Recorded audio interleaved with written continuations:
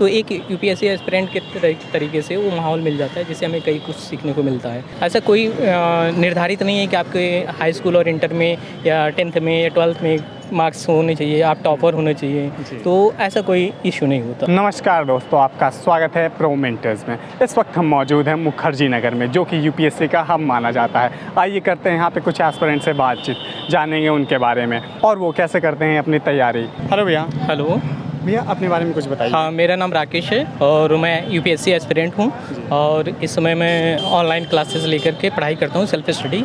और मैंने क्लासेस ले रखी है मणिकांत सर से, जो कि हिस्ट्री मेरा ऑप्शनल सब्जेक्ट है। अच्छा भैया, आपको क्या लगता है क्लास 10th में कितना परसेंटेज होना चाहिए आईएएस बनने के लिए? देखिए, यहाँ परसेंटेज मायने नहीं रखता है आईएएस बनने के लिए। आईएएस का जो है एक अप्रोच होता है, एक सोच होती है, एक विचारधारा होती है, उसी के अकॉर्डिंग हमें पढ़ाई करना पड़ता है। अच्छा। उसके सिलेबस के अकॉर्डिंग। ऐसा कोई निर्धारित नहीं है कि आपके हाई स्कूल और इंटर में या 10th में या 12th में मार्क्स होने चाहिए, आप टॉपर होने चाहिए, तो ऐसा कोई इशू नहीं होता है। बस इसमें उन्हें पास होना चाहिए। अच्छा भैया, जैसे कि यहाँ पे मुखर्जी नगर सब लोग आते हैं ऑफलाइन कोचिंग लेने के लिए, तो आप यहाँ पे आके ऑनलाइन कोचिंग क्यों ले रहे हैं? थोड़ा सा जो है एक फाइनेंशियल इशू था, उसकी वजह से जो है मुझे लेना पड़ा। ऑफलाइन में ऐसा क्या है कि टाइम का भी जो ड्यूरेशन था, टाइमिंग हमारे पास अवेलेबल नहीं थी इतना ज़्यादा, और सेल्फ स्टडी और विद क्लास ही ऑनलाइन। अच्छा भैया, आप कौन से इंस्टीट्यूट से ले रहे हैं क्लासेस? क्लासेस हमने ले रहे हैं द स्टडी से, अभी ऑप्शनल के इस समय हम क्लास कर रहे हैं, और the study Manikant, Shri Manikant sir से। अच्छा भैया, आपने हिस्ट्री ही ऑप्शनल क्यों लिया? क्या ये ज़्यादा आसान पड़ता है अदर सब्जेक्ट से? नहीं, आसान तो नहीं, मतलब आसान तो कोई सब्जेक्ट नहीं पड़ता, हर सब्जेक्ट के लिए पढ़ना पड़ता है। और ऐसे में कहें तो हमारा थोड़ा सा बैकग्राउंड है, हिस्ट्री रहा है। ग्रेजुएशन जो हमारे ग्रेजुएशन और पीजी दोनों मेरे हिस्ट्री ही रहे हैं जी, तो इसके अकॉर्डिंग मैंने हिस्ट्री चूज़ किया और मेरा हिस्ट्री में थोड़ा सा इंटरेस्ट है। अच्छा भैया, आपको क्या लगता है मुखर्जी नगर का माहौल कैसा है, पढ़ाई वाला है कि नहीं है? नहीं, मुखर्जी नगर का देखिए, पढ़ाई के लिए तो हर जगह जहाँ पे देखिए वहाँ पे पढ़ाई, जहाँ पे जिसको जो करना है वो करेगा ही। पढ़ाई के लिए अगर पढ़ाई करना है तो पढ़ाई करेंगे, मस्ती करना है तो मस्ती करेंगे। हालांकि जो पढ़ना चाहते हैं वो वहाँ पढ़ते हैं। और ऐसे में यहाँ से भी स्टूडेंट निकलते हैं, पढ़ करके भी आईएएस निकलते हैं, आईएएस होते हैं, पीसीएस में सेलेक्ट होते हैं, स्टेट पीसीएस में भी सेलेक्ट होते हैं। ऐसे तमाम स्टूडेंट निकले हुए हैं, तो अच्छा भी है।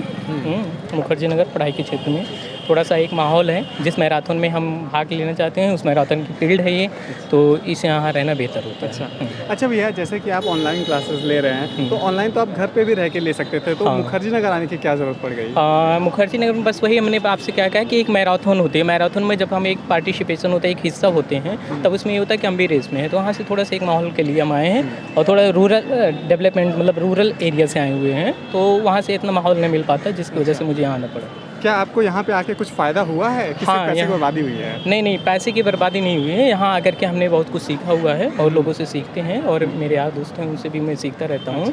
और ऐसे में है कि हमारा एक अप्रोच चेंज हो जाता है, जिससे कि सोचने का दायरा बढ़ जाता है, लिखने का दायरा बढ़ जाता है, पढ़ने का दायरा बढ़ जाता है, तो नई चीज़ें हम सीखते हैं, नए लोगों से जुड़ा होता है, तो एक यूपीएससी एस्पिरेंट के तरीके से वो माहौल मिल जाता है जिससे हमें कई कुछ सीखने को मिलता है। ऐसे में अकेले में अगर हम रहें, गाँव घर में रहते हैं, तो हालांकि वो भी ठीक है, कुछ बच्चे वहाँ से भी निकलते हैं जिनके पास सारी सुविधाएं अवेलेबल हैं, तो जहाँ पे सुविधाएं अवेलेबल नहीं हैं तो उस तरीके से थोड़ा सा दिक्कत है। अच्छा भैया, दिन भर में कितने घंटे पढ़ाई कर लेते हैं आप लगभग? दिन भर में मतलब ऐसे तो अमूमन नहीं, मुश्किल 7 से 8 घंटे हो जाते हैं सेल्फ स्टडी। आपको क्या लगता है कि ऑफलाइन क्लासेस लेने से ज़्यादा फ़ायदा होता है कि ऑनलाइन क्लासेस लेने से?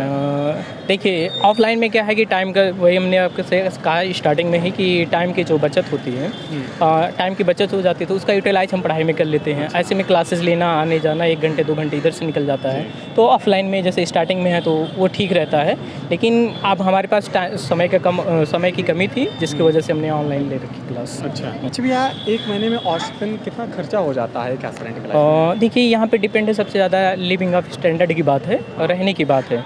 आप किस तरीके से किस फ्लैट में रह रहे हैं और खाने पीने पे कितना खर्च कर रहे हैं या अदरवाइज जितना खर्च कर रहे हैं। वैसे मोस्टली देखा जाए 10,000 के आसपास खर्च आ जाते हैं। आप मिनिमम जैसे 4,000 या 4500 को रूम लेकर रहते हैं, और कॉपी किताब और फॉर्म में भरते समय, इन सब में चीज़ों में, बुक्स वगैरह में, कोचिंग की फ़ीस को हटा करके, तो आपके न्यूनतम जो खर्च है वो 10,000 रुपये आ जाते हैं।